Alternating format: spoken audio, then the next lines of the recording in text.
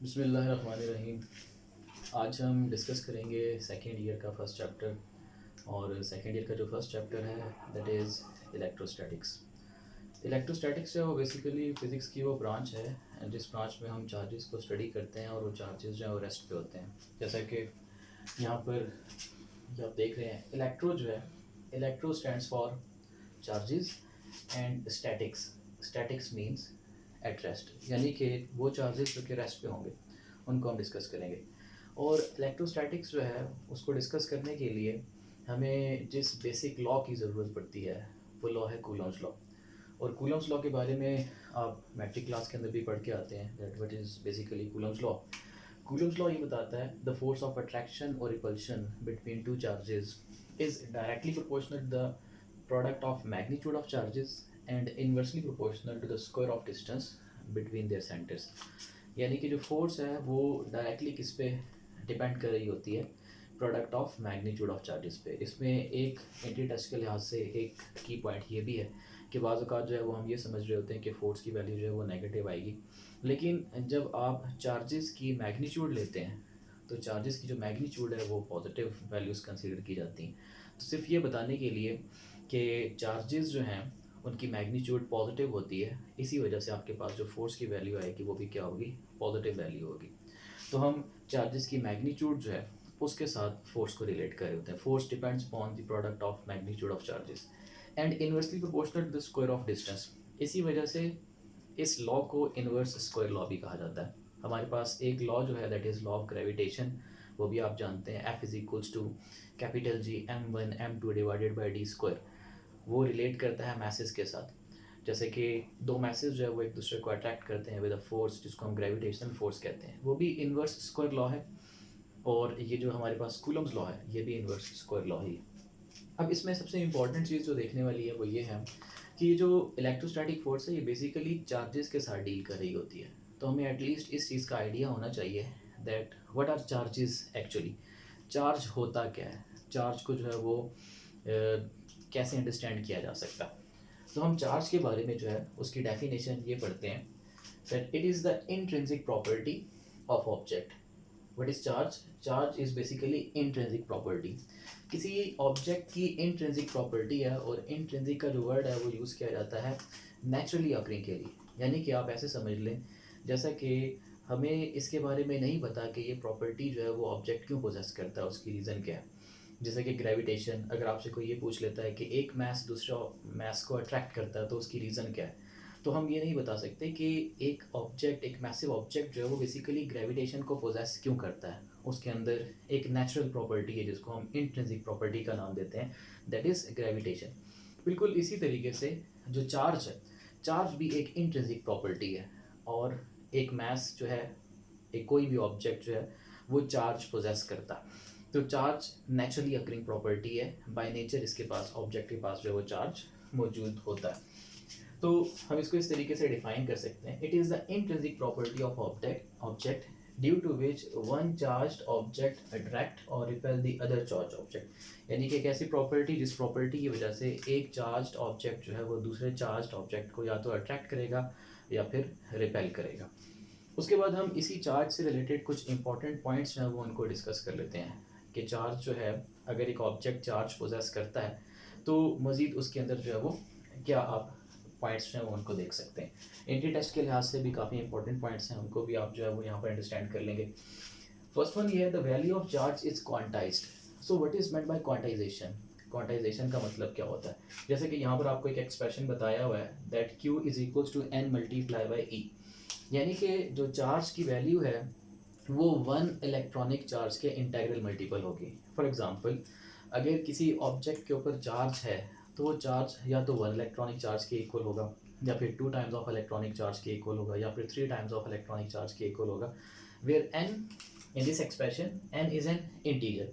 Obviously हमें पता है कि जब हम किसी ऑब्जेक्ट को चार्ज करते हैं तो हम उस ऑब्जेक्ट से या तो वन इलेक्ट्रॉन को रिमूव करवा सकते हैं, या फिर टू इलेक्ट्रॉन्स को रिमूव करवा सकते हैं, या फिर थ्री इलेक्ट्रॉन्स को, या फिर 500 इलेक्ट्रॉन्स को, 1000 इलेक्ट्रॉन्स को रिमूव करवा सकते हैं। ऐसा पॉसिबल नहीं है कि किसी ऑब्जेक्ट से 1.5 इलेक्ट्रॉन्स को रिमूव करवाया जा सके। ऐसा पॉसिबल नहीं है कि किसी ऑब्जेक्ट से जो है वो 2.7 इलेक्ट्रॉन्स को मूव करवाया जा सके। तो इसी वजह से या तो वन कंप्लीट इलेक्ट्रॉन का रिमूवल होगा या फिर किसी भी इलेक्ट्रॉन का रिमूवल नहीं होगा। तो हमारे पास जो एक्सप्रेशन है वो एक्सप्रेशन क्या बता रहा है कि जो नेट चार्ज है किसी ऑब्जेक्ट के ऊपर that is equals to n multiply by E. E जो है वो वन इलेक्ट्रॉनिक चार्ज की वैल्यू को रिप्रेजेंट करता है, और वन इलेक्ट्रॉनिक चार्ज कितना होता है, इसकी वैल्यू होती है 1.6 इंटू 10⁻⁻19 कूलम। इसी से रिलेटेड हमारे पास एक क्वेश्चन भी है। इस क्वेश्चन को आप यहाँ से जो है वो इसको इजीली अंडरस्टैंड कर लेंगे कि जो चार्ज की वैल्यू है ये क्वांटाइज किस तरीके से होती है।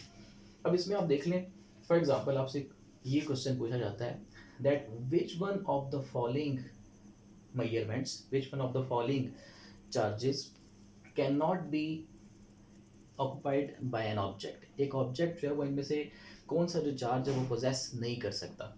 फॉर एग्जांपल 3.2 इंटू 10⁻⁻19 कूलम, क्या किसी ऑब्जेक्ट के ऊपर ये वाला चार्ज पॉसिबल नहीं है। या फिर 4.8 इंटू 10⁻⁻19 कूलम, या ये वाला चार्ज पॉसिबल नहीं है। या 8 इंटू 10⁻⁻19 कूलम, या ये वाला चार्ज पॉसिबल नहीं है। या 9 इंटू 10⁻⁻19 कूलम, या ये वाला चार्ज पॉसिबल नहीं। इनमें से कौन सी ऐसी चार्ज की वैल्यू है जो कि कोई ऑब्जेक्ट पोजेस नहीं कर सकता। अब ज़रा देखा जाए तो हमें यहाँ पर इस चीज़ का आइडिया हो जाएगा कि जो 3.2 है, 3.2 इज़ बेसिकली 2 टाइम्स ऑफ 1.6, और 1.6 क्या है, 1.6 इंटू 10⁻⁻19 ये वन इलेक्ट्रॉनिक चार्ज की वैल्यू। तो अगर हम 1.6 इंटू 10⁻⁻19 को 2 से मल्टीप्लाई कर देते हैं that is 2 multiply by one electronic charge, तो हमारे पास ये वाली वैल्यू आ जाती है दैट इज़ 3.2। इसका मतलब है कि अगर किसी सरफेस से आपने 2 इलेक्ट्रॉन्स को रिमूव करवा दिया या आपने उस सरफेस को 2 इलेक्ट्रॉन्स प्रोवाइड कर दिए तो वहाँ पर कितना चार्ज आ जाएगा, 3.2 इंटू 10⁻⁻19 कूलम। इसी तरीके से अगर हम 4.8 को देखें तो 4.8 जो है वो वन इलेक्ट्रॉनिक चार्ज का मल्टीपल है। और किस तरीके से, अगर हम 3 को मल्टीप्लाई कर दें वन इलेक्ट्रॉनिक चार्ज के साथ तो हमारे पास आंसर कितना आ जाता है, हमारे पास आंसर आ जाता है 4.8 इंटू 10⁻⁻19 कूलम। मतलब अगर आपने किसी सरफेस से 3 इलेक्ट्रॉन्स को रिमूव करवा दिया तब वो सरफेस ये वाला चार्ज जो है वो ऑक्यूपाई कर लेगा, ठीक है, ये चार्ज पोजेस कर सकता है। और उसके बाद जो थर्ड ऑप्शन है, थर्ड ऑप्शन अगर आप देखें तो थर्ड ऑप्शन में हमारे पास ये जो 8 है, अगर हम 5 को मल्टीप्लाई कर देते हैं वन इलेक्ट्रॉनिक चार्ज के 1.6 के साथ, अगर 5 को मल्टीप्लाई कर दिया जाए तो इसका मतलब है कि हमारे पास आंसर कितना आ जाएगा, 8 इंटू 10⁻⁻19 कूलम। तो ये तीनों ऑप्शंस जो हैं ये असल में क्या रिप्रेजेंट कर रही हैं, that 8 into 10⁻⁻19 coulomb is 5 times of one electronic charge, 4.8 into 10⁻⁻19 coulomb is 3 times of one electronic charge, 3.2 into 10⁻⁻19 coulomb is 2 times of one electronic charge. जबकि ये जो वैल्यू आपके पास 9, हमारे पास ये जो 9 है, 9 is not integral multiple of one electronic charge. ये जो 9 है ये वन इलेक्ट्रॉनिक चार्ज का इंटेग्रल मल्टीपल नहीं है। मतलब हम ये कह सकते हैं कि जो लास्ट वैल्यू है, आप किसी भी ऑब्जेक्ट के ऊपर इतना चार्ज उसको सप्लाई नहीं कर सकते। रीज़न क्या है कि इस चार्ज की ये जो चार्ज है, ये charge basically one electronic charge के इंटीग्रल मल्टीपल नहीं है। आप कितने चार्जेस, कितने इलेक्ट्रॉन्स को रिमूव करवाएंगे कि ये वाली वैल्यू आ जाएगी, वो पॉसिबल नहीं है। तो यहाँ से आपको ये क्लियर होता है that the value of charge is equals to integral multiple of one electronic charge. तो हमारे पास राइट ऑप्शन कौन सी होगी, वो कौन सी वैल्यू ऑफ चार्ज है जो कि किसी सरफेस के ऊपर पॉसिबल नहीं है। What is the keyword, the keyword is not possible. तो वो कौन सी वैल्यू है जो कि किसी ऑब्जेक्ट के ऊपर पॉसिबल नहीं है चार्ज की वैल्यू, वो है 9 इंटू 10⁻⁻19 कूलम। क्योंकि ये वाला चार्ज भी पोजेस कर सकता है ऑब्जेक्ट अगर 2 इलेक्ट्रॉन्स को रिमूव करवा दिया, ये वाला चार्ज भी पोजेस कर सकता है ऑब्जेक्ट अगर 3 इलेक्ट्रॉन्स को रिमूव करवाते हैं, और ये वाला चार्ज भी पोजेस कर सकता है ऑब्जेक्ट अगर हम 5 इलेक्ट्रॉन्स को किसी सरफेस से रिमूव करवा देते हैं। अच्छा, इसके साथ एक और चीज़ जो कि इम्पॉर्टेंट है वो ये है कि जब कभी भी आप किसी सरफेस से इलेक्ट्रॉन्स को रिमूव करवाते हैं तो उस सरफेस के मास के ऊपर क्या इफेक्ट होता है। जैसे कि हम जानते हैं कि जो इलेक्ट्रॉन के ऊपर चार्ज की वैल्यू है, इलेक्ट्रॉन के ऊपर चार्ज की वैल्यू तो है 1.6 इंटू 10⁻⁻19 कूलम। एक इलेक्ट्रॉन के ऊपर चार्ज की वैल्यू ये होती है, लेकिन इलेक्ट्रॉन का मास कितना होता है, इलेक्ट्रॉन का मास भी होता है, और इलेक्ट्रॉन का जो मास है उसकी वैल्यू आप सबको पता होनी चाहिए। इलेक्ट्रॉन का मास होता है 9.1 इंटू 10⁻31 किलोग्राम। 9.1 इंटू 10⁻31 किलोग्राम ये इलेक्ट्रॉन का मास होता है। तो सपोज कर लेते हैं जैसा कि एक ऑब्जेक्ट को आपने किसी सेकंड ऑब्जेक्ट के साथ आप उसको रब करते हैं, एक इंसुलेटर है, आप उस इंसुलेटर को किसी दूसरे ऑब्जेक्ट के साथ, किसी दूसरे इंसुलेटर के साथ आप उसको रब करते हैं, तो आप जानते हैं कि रबिंग के प्रोसेस में इलेक्ट्रॉन्स ट्रांसफ़र होते हैं। तो वो सरफेस जो कि इलेक्ट्रॉन्स लूज़ करेगा उसका मैस कम हो जाएगा, और वो सरफेस जो कि इलेक्ट्रॉन्स गेन करेगा उसका मैस कंपैरेटिवली ज़्यादा हो जाएगा। जैसे कि देखें, हमारे पास एक सिल्क क्लॉथ है, और सिल्क क्लॉथ को अगर हम रब करते हैं ग्लास रॉड के साथ, then what is the effect on the mass of glass rod. Glass rod के मैस के ऊपर क्या इफेक्ट होता है? हम जानते हैं कि सिल्क क्लॉथ को जब ग्लास रॉड के साथ रब किया जाता है तो सिल्क क्लॉथ जो है वो अपने इलेक्ट्रॉन्स को लूज़ कर देता है। इलेक्ट्रॉन्स को लूज़ करने का क्या मतलब है कि इसके ऊपर कौन सा चार्ज आना शुरू हो जाएगा? इसके ऊपर पॉजिटिव चार्जेस आना शुरू हो जाएंगे। और यहाँ पर पॉजिटिव चार्जेस आने का मतलब ये है कि यहाँ से क्या ट्रांसफ़र हो रहे हैं, यहाँ से इलेक्ट्रॉन्स ट्रांसफ़र हो रहे हैं ग्लास रॉड को, तो ग्लास रॉड जो है वो नेगेटिवली चार्ज होना शुरू हो जाता है। अब अगर देखा जाए स्ट्रिक्टली स्पीकिंग, तो ग्लास रॉड ने इलेक्ट्रॉन्स गेन किए हैं, और इलेक्ट्रॉन का मैस होता है, तो ग्लास रॉड का जो मैस है वो कंपैरेटिवली ज़्यादा हो जाएगा एज़ कम्पेयर टू इनिशियल। ठीक है। और ये जो सिल्क क्लॉथ है, सिल्क क्लॉथ ने चूँकि अपने इलेक्ट्रॉन्स को लूज़ कर दिया है, तो इलेक्ट्रॉन्स को लूज़ करने की वजह से इसका जो मैस है वो कंपैरेटिवली पहले से कम हो जाएगा, राइट। अच्छा, अब हम इससे नेक्स्ट पॉइंट की तरफ चलते हैं। नेक्स्ट पॉइंट पे कह रहा है charges are of two types.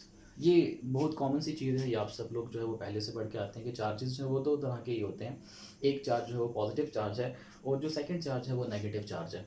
Charges की दो तरह की नेचर होती है, पॉजिटिव चार्ज और नेगेटिव चार्जेस। थर्ड जो पॉइंट इसके अंदर लिखा हुआ है बहुत इंपॉर्टेंट एंट्री टेस्ट के लिहाज से, that repulsion is sure test of electrification.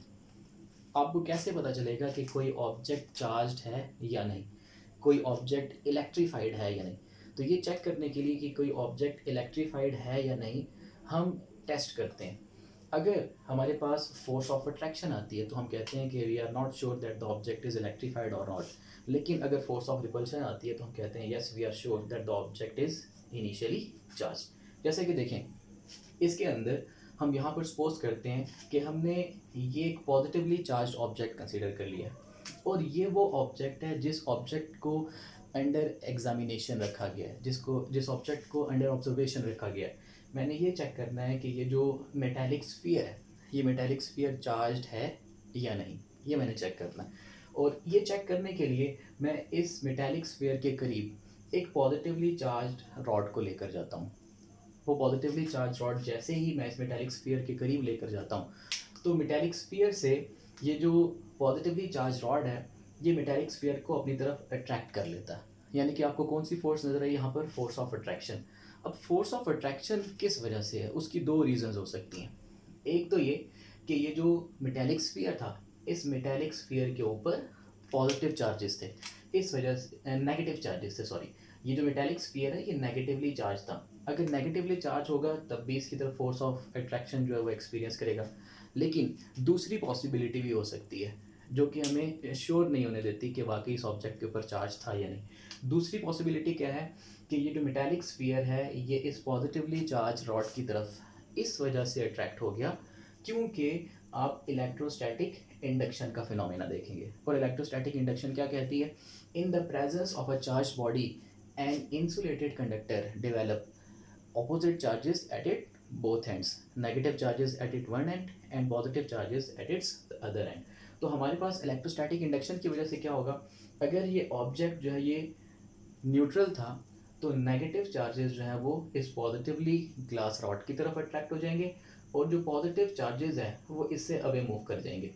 मतलब ये जो फोर्स ऑफ अट्रैक्शन है ये हमें दो ऑप्शंस प्रोवाइड कर देती है। एक ऑप्शन तो ये है कि ये ऑब्जेक्ट इनिशियली नेगेटिवली चार्ज हो सकता है, ठीक है, जिसकी वजह से इसने फोर्स ऑफ अट्रैक्शन को एक्सपीरियंस किया।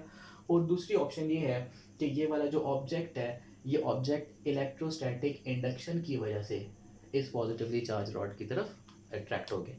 लेकिन इसके बिल्कुल ऑपोजिट अगर हम ये देख लें कि हम एक ग्लास रॉड को जिसको हमने पॉजिटिवली चार्ज किया है वो उसको हम जब स्फीयर के करीब लेकर जाते हैं तो ये स्फीयर जो है वो इस ग्लास रॉड से फोर्स ऑफ रिपल्शन को एक्सपीरियंस करता है। अब फोर्स ऑफ रिपल्शन सिर्फ और सिर्फ किस वक्त हो सकती है? फोर्स ऑफ रिपल्शन सिर्फ और सिर्फ उस वक्त हो सकती है जब इस मेटालिक स्फीयर के ऊपर भी कौन से चार्जेस होंगे? इस मेटालिक स्फीयर के ऊपर भी पॉजिटिव चार्ज होगा। तो यहाँ पर जो रिपल्शन का प्रोसेस है, ये जो फोर्स ऑफ रिपल्शन है, ये हमें कंफर्म कर देती है कि वाकई में ये जो ऑब्जेक्ट है ये चार्ज्ड ऑब्जेक्ट था, इस वजह से इसने फोर्स ऑफ रिपल्शन को एक्सपीरियंस किया। लेकिन फोर्स ऑफ अट्रैक्शन जो है ये हमें दो ऑप्शंस प्रोवाइड कर देती है। हो सकता है कि नेगेटिवली चार्ज्ड हो ऑब्जेक्ट जिसकी वजह से उसने फोर्स ऑफ अट्रैक्शन को एक्सपीरियंस किया था पॉजिटिवली चार्ज ग्लास रॉड की तरफ, और ये भी हो सकता है कि इलेक्ट्रोस्टैटिक इंडक्शन की वजह से ये जो स्फीयर है उसने फोर्स ऑफ अट्रैक्शन को एक्सपीरियंस किया है। तो रिपल्शन हम कहते हैं, repulsion is sure test of electrification. Repulsion जो है वो आपको ये बता देती है कि वाकई जो ऑब्जेक्ट जो के अंडर ऑब्जर्वेशन है that is charged by the same nature. जो पॉजिटिवली जो ग्लास रॉड के ऊपर पॉजिटिव चार्जेस हैं बिल्कुल उसी नेचर के जो चार्जेस हैं वो इस स्फीयर के ऊपर भी मौजूद हैं। उससे नेक्स्ट आपको एक और पॉइंट इसमें बताया गया वो ये है कि हम कौन कौन से मेथड्स को यूज़ कर सकते हैं किसी भी ऑब्जेक्ट को चार्ज करने के लिए। हमारे पास बेसिकली 3 मेथड्स हैं। एक मेथड है बेटा जी इलेक्ट्रोस्टैटिक इंडक्शन, सेकंड मेथड है हमारे पास कंडक्शन, और थर्ड जो मेथड है that is rubbing. Rubbing means friction. Electrostatic induction के ज़रिए भी हम किसी भी ऑब्जेक्ट को चार्ज कर सकते हैं। इलेक्ट्रोस्टैटिक इंडक्शन में जो ऑब्जेक्ट के ऊपर चार्ज आता है वो अपोजिट नेचर का चार्ज होता है। फॉर एग्जांपल मैं इस ऑब्जेक्ट को चार्ज करना चाहता हूँ और मेरे पास ये पॉजिटिवली चार्ज ऑब्जेक्ट है। अगर मैं इलेक्ट्रोस्टैटिक इंडक्शन को यूज़ करूँगा तो इस ऑब्जेक्ट के ऊपर जो चार्ज आएगा वो इस ऑब्जेक्ट के चार्ज के ऑपोजिट होगा। फॉर एग्जांपल अगर ये पॉजिटिवली चार्ज है तो इसके ऊपर जो चार्ज आता है वो नेगेटिव चार्ज होगा। इलेक्ट्रोस्टैटिक इंडक्शन में ऑपोजिट नेचर का चार्ज आता है। सेकेंड मेथड जो है वह है हमारे पास कंडक्शन। कंडक्शन के ज़रिए भी आप ऑब्जेक्ट को चार्ज कर सकते हैं। फॉर एग्जांपल ये आपके पास दोनों जो है वो मेटालिक ऑब्जेक्ट्स हैं।